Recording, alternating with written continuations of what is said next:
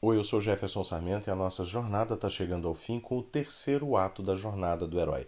Lá no primeiro vídeo a gente viu que essa jornada é uma estrutura, uma espécie de forma que contém certos elementos comuns à maioria arrasadora das histórias que nós conhecemos, que nós consumimos, dos filmes que nós assistimos no cinema, às séries de televisão, aos livros que nós mais amamos e até aqueles que a gente não gosta tanto assim não. Mas é importante que você entenda o seguinte: essa estrutura, essa forma, ela não foi desenvolvida para se contar histórias. Ela foi percebida nas histórias mais importantes ou na maioria das histórias que eram contadas.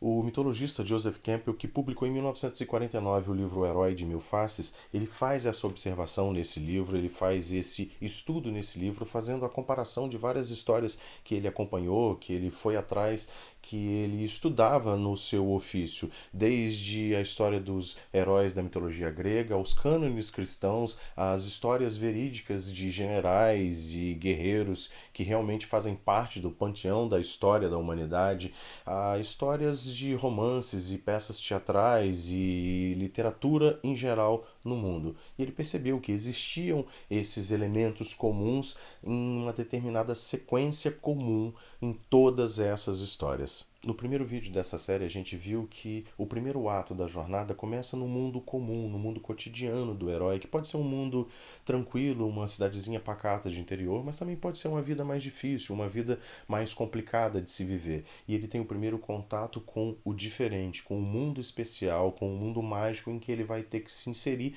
para poder cumprir a sua jornada. Ele tem o seu momento de negação: não, eu não quero atravessar o limiar, eu não quero participar dessa jornada, e ele tem a ajuda de um personagem ou de uma situação que serve como um mentor para ele decidir atravessar o limiar, para ele decidir ir para o segundo ato. No segundo vídeo, a gente viu esse segundo ato e talvez o que seja o momento mais importante de todas as histórias, que é a batalha final. É o momento derradeiro em que o herói faz o seu sacrifício e passa a ter direito a fazer jus ao prêmio merecido, ao beijo no final do filme. É nesse momento que grande parte das histórias tem o seu momento crucial. E algumas apresentam até o seu final nesse ponto, quando o herói vence a sua grande batalha e ele mergulha no seu prêmio merecido. Ele recebe o seu prêmio merecido, ele levanta a sua espada da vitória, os soldados levantam as armas dizendo: vencemos os inimigos. Mas existe esse terceiro ato, que é muito importante principalmente para as histórias que têm uma continuação, em que você vai mergulhar numa próxima jornada, ou para você ter a sensação de que as histórias não são um círculo completo que termina e tem um final e acabou e que a vida termina ali. A nossa vida, na verdade, ela não tem um final de círculo, ela é um círculo que se alimenta feito uma mola. Ele vai girando e virando e cada final de jornada começa uma nova jornada. E para você ter essa sensação de que a jornada não terminou, de que o personagem ele vai ser feliz para sempre ou ele vai ter novos problemas, existe essa terceira etapa que eu considero uma das mais importantes, que eu considero até a mais importante na jornada do herói.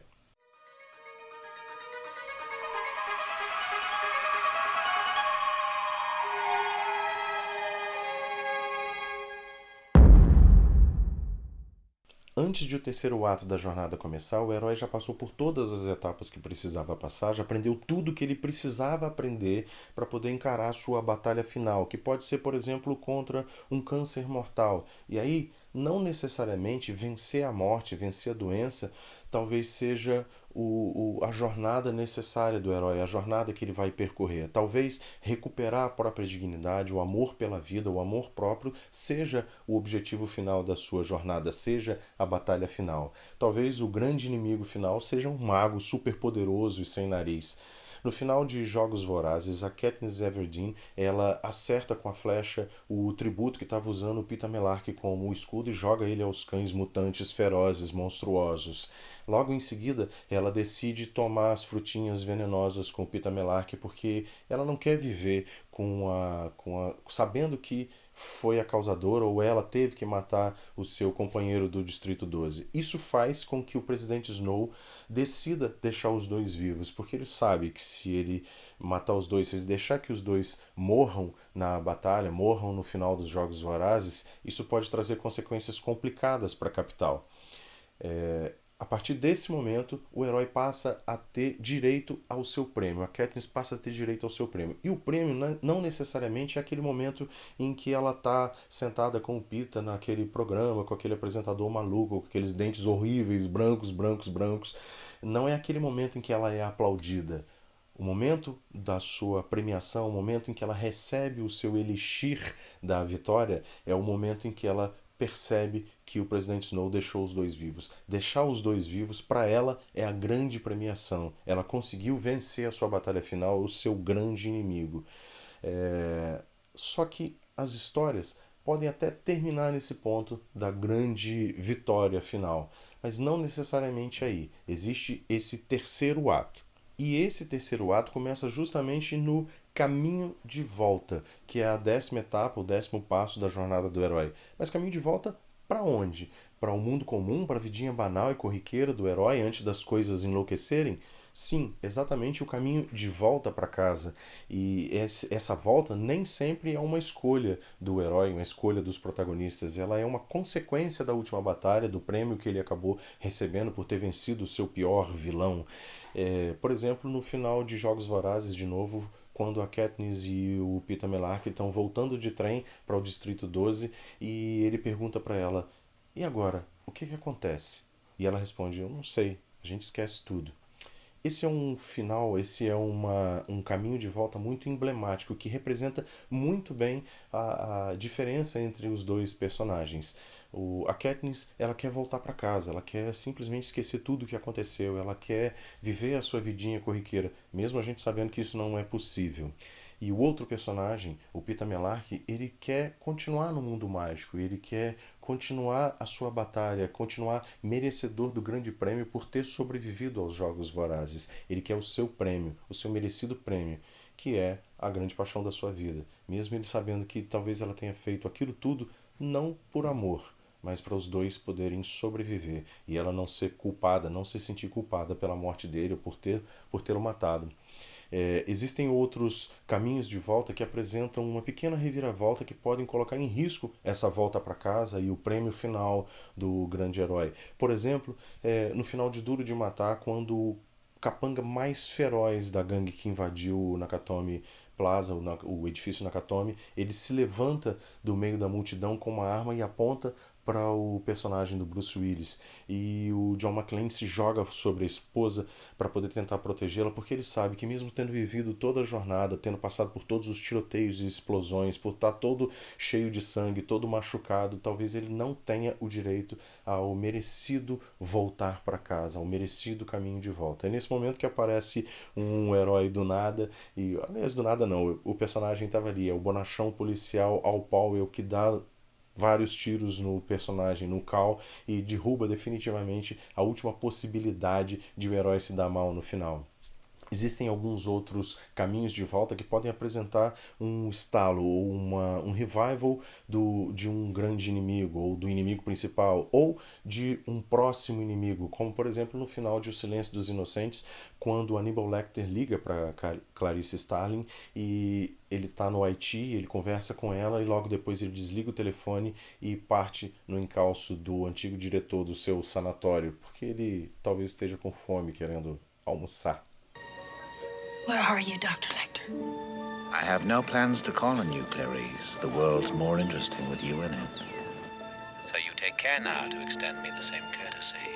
You know I can't make that promise.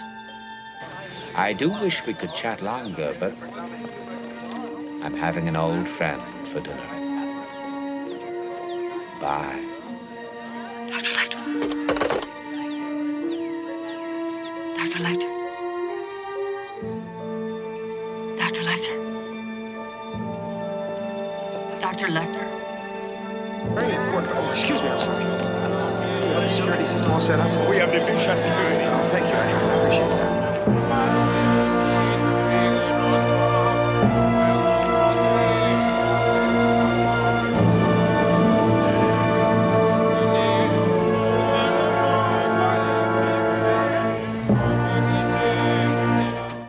O 11º passo da jornada é a ressurreição. Mas calma lá, não é necessariamente a ressurreição de verdade do herói que se sacrificou na última batalha. A ressurreição, na verdade, é a representação de tudo o que o herói aprendeu durante a sua jornada. Ele está voltando para casa, mas será que ele é digno? Ele merece realmente chegar em casa? Como um soldado que participou de uma grande guerra e está voltando para casa cheio de traumas, cheio de problemas mentais. E será que ele entrando de volta em casa, será que ele voltando para casa ele não vai levar todos esses problemas com ele? Talvez ele precise passar por um momento de purificação. É nesse momento que algumas histórias parecem ter dois finais, duas grandes batalhas diferentes. Essa última, na verdade, ela não é uma batalha contra o seu grande inimigo. É um momento em que ele precisa provar para ele e para nós que estamos lendo, assistindo, ele precisa provar o seu valor, ele precisa provar que tudo aquilo que ele aprendeu, tudo aquilo que aconteceu durante a jornada não o afetou a ponto de ele ser um mal para a própria casa, ser um mal no caminho de volta. A Katniss Everdeen, quando ela volta para casa, ela precisa se misturar ao que ela era antes da jornada, ao que ela era antes dos Jogos Vorazes, com a Katniss Everdeen que saiu vitoriosa dos Jogos Vorazes. Ela quer voltar para casa, ela quer ter esse merecimento, então ela nesse momento precisa fingir que ela é um personagem, que ela é uma heroína, coisa que ela nunca quis ser, que ela é uma grande vitoriosa. Ela precisa aceitar várias imposições da capital, do presidente Snow, ela precisa viver uma vida diferente para conseguir chegar em casa. Será que ela consegue de verdade essa vivência diferente daquilo que ela era antes de começar a jornada? A ressurreição tem muito mais a ver com quem se transformou o herói, como foram mudados os seus valores ou não depois de toda a jornada. Em novembro de 63, que é um dos meus livros preferidos do Stephen King, em que um professor de inglês volta ao passado para impedir a morte do John Kennedy, o Jake Epstein, que é esse personagem, ele finalmente consegue cumprir o seu destino, cumprir a sua jornada, aquilo que ele se propôs quando voltou no tempo. Só que ele fez isso a custo da morte da sua grande amada. E ele não tem mais tempo para voltar ao passado de novo e tentar mudar o que aconteceu. Ele já está muito mais velho, não dá mais para ele fazer isso. Ele finalmente impediu a morte do Kennedy, ele impediu que o Lee Harvey Oswald matasse o Kennedy, mas qual o custo disso? E ele precisa agora voltar para casa, porque não tem mais nada no passado para ele. A ideia dele original era ficar lá no passado vivendo com o grande amor da vida dele. Mas agora não tem mais nada lá e ele resolve voltar para casa, voltar para o futuro. E quando ele volta, depois dessa batalha final, depois desse sacrifício final, nós temos um segundo final, que é quando ele percebe que tudo aquilo pelo que ele lutou, que era um mundo melhor se ele conseguisse impedir a morte do Kennedy, nada disso funcionou. O mundo piorou muito depois do que ele fez, depois da sua suposta salvação da humanidade. Então ele tem a sua segunda batalha, esse segundo momento em que ele precisa resolver as coisas. Eu disse que a ressurreição não necessariamente precisa ser uma ressurreição de verdade, mas ela pode ser. No final de Matrix, o Neo, depois de morrer, ele retorna à vida com a sua consciência plena do que ele é capaz de fazer dentro da matriz. A grande história cristã de toda a humanidade tem a ressurreição de Cristo no terceiro dia. E ele volta pleno, ele volta completo, ele volta conectado inteiramente com a divindade depois dele ter passado pela última batalha em que o Império Romano supostamente venceu a guerra no final. Não venceu nada. Depois de 3 dias, Cristo ressuscita e espalha a novidade e a religião cristã por toda a humanidade. Então o ciclo se fecha com o retorno definitivo do herói à sua casa. É o 12º passo da jornada do herói, o retorno com Elixir. O meu filme preferido de todos os tempos, Casablanca, de 1942, que tem os diálogos cínicos mais bem escritos da história do cinema, que apresenta o Humphrey Bogart como Rick, o dono daquele restaurante em Casablanca, em que todo mundo acaba lá, as pessoas de bem e as pessoas do submundo vão visitar o restaurante do Rick. Ele tem o seu momento final, o seu momento de retorno com o Elixir, quando Lá no aeroporto, o Rick leva a Ilsa e o marido dela, que é o líder da resistência, para poder pegar o avião e fugir dos nazistas. E a Ilsa tem o seu momento de fraqueza e diz que quer ficar com o Rick. E o Rick percebe que aquele não é o destino dela. Ele percebe que aquilo não é o certo, que ela vai se arrepender, talvez não hoje, não amanhã, mas algum dia. Que ela precisa ir embora com o marido, porque ele é o líder da resistência e talvez ele se transforme no cara cínico e amargurado que o próprio Rick se transformou quando foi deixado pela Ilsa lá atrás, lá na história deles na Europa, quando ele fugiu da Europa pela estação de trem e ele deixa ela ir embora. E o momento de retorno com o elixir do Rick é quando ele vai embora do aeroporto sozinho com o capitão Louis Renault e ele diz para o Louis Renault: esse talvez seja o começo de uma grande amizade. Esse é o elixir do final, o elixir de voltar para casa do personagem do Humphrey Bogart em Casablanca. Esse final de Casablanca, que inclusive é citado no livro A Jornada do Escritor do Christopher Vogler, ele é um final fechado, é um círculo perfeito, mas não necessariamente as histórias precisam ter esse final fechado, perfeito. Elas podem deixar a sensação de que a jornada pode continuar, a sensação de que a vida tem outras jornadas depois que você termina a sua primeira jornada, a sua segunda. É como se você olhasse por um outro ângulo aquele círculo perfeito e descobrisse que ele na verdade é uma espiral eterna, que uma jornada termina quando começa a outra, que começa a outra, que começa a outra. No livro O Planeta dos Macacos, que deu origem aos filmes da década de 60 e 70 e os filmes mais atuais, o Pierre Boulle ele conta a história daquele astronauta que viaja no espaço e acorda num planeta em que os macacos dominaram, e ele tem a sensação de que é esse planeta nos filmes, mas no livro ele realmente está em outro planeta. E ele retorna para casa depois de centenas de anos viajando no espaço, viajando congelado no espaço para não envelhecer. Ele volta para casa, volta para a Terra com o seu filho recém-nascido e a nova, e quando ele chega na Terra, quando ele desce em Paris, ele descobre que os símios também dominaram a Terra.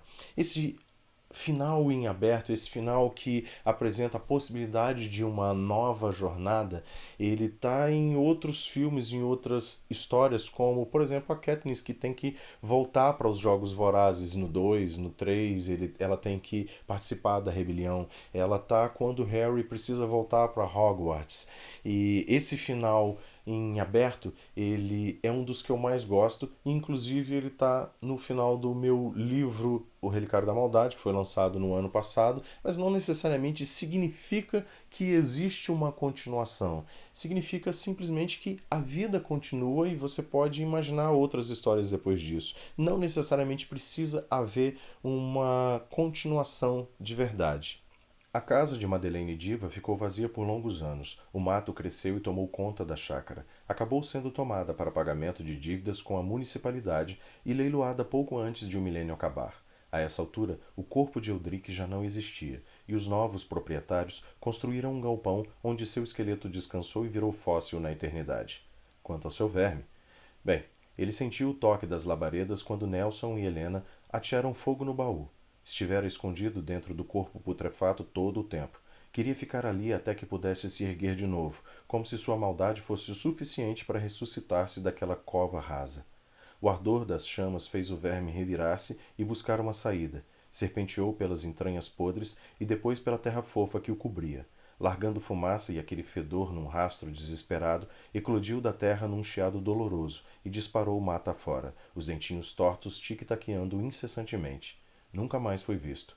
Não ali na cidade. E assim o nosso ciclo se fecha com o último vídeo da série A Jornada do Herói. Espero que você tenha gostado de verdade, de conhecer um pouco da estrutura de como as histórias são construídas, para a gente ter essa sensação de familiaridade com elas, para nos apaixonarmos por elas, como nós nos apaixonamos. Eu espero que você entenda também que essa forma de bolo, que essa estrutura, ela não necessariamente precisa ser encarada de uma maneira friamente calculada, de um jeito maniqueísta. As histórias são assim, elas nos dão essa sensação de pertencimento, de que nós pertencemos a elas ou elas a nós, porque elas são construídas de uma maneira muito natural, muito parecida com a nossa própria vida, a nossa própria jornada, as nossas próprias jornadas. Quando nós saímos do namoro, namoro pro noivado, do noivado pro casamento, quando vamos encarar um novo emprego, um novo desafio, uma nova viagem. A jornada, ela fecha esse ciclo e recomeça um novo na nossa própria vida. Eu espero que você tenha gostado desse vídeo de novo, eu espero que você compartilhe com seus amigos, curte aí o vídeo, que você se inscreva no canal se ainda não é inscrito e ativa aí o sininho para você receber as mensagens de que tem vídeo novo no ar. E, cara, antes de fazer isso, pensa aí na sua própria jornada, em como a jornada do herói se encaixa dentro do seu próprio mundo, dentro das suas próprias jornadas, da sua própria vida. Eu te vejo no próximo vídeo, lá no domingo que vem. Até lá!